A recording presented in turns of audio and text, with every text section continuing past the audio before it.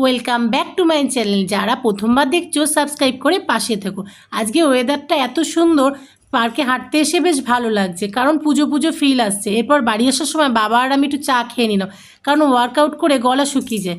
তারপরে বাড়ি এসে বসে গেলাম তালের বড়া খেতে, কারণ বাসি তালের বড়া খেতে বেশ ভালো লাগে।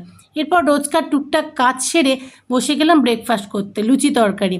কারণ আজকে একটু তাড়াতাড়ি সব কিছু সারতে হবে, কারণ আমাদের আবাসনের ট্যাঙ্কি পরিষ্কার হবে, তাই জল ভরে রাখতে হবে, স্নান সারতে হবে, অনেক কাজ। আবার তার মধ্যে এসে গেল গ্যাস ডেলিভারি দিতে, তাই তাড়াতাড়ি স্নান সেরে জানলায় দাঁড়িয়েছিলাম কি করব। আর ওইদিকে দেখো ট্যাঙ্কি পরিষ্কার হচ্ছে, আমার বাবাও তদারকি করলো। তারপরে বাবা বাড়ি আসতে বসে গেলাম লাঞ্চ করতে, লাউ চিংড়ি আর ইলিশ মাছের সর্ষে বাটা, কারণ আজকে বেশি কিছু রান্না হয়নি, তাড়াহুড়ো ছিল। তারপর বিকালবেলা একটু বেরিয়েছিলাম, ওইদিকে একটা মন্দিরে পুজো হচ্ছে।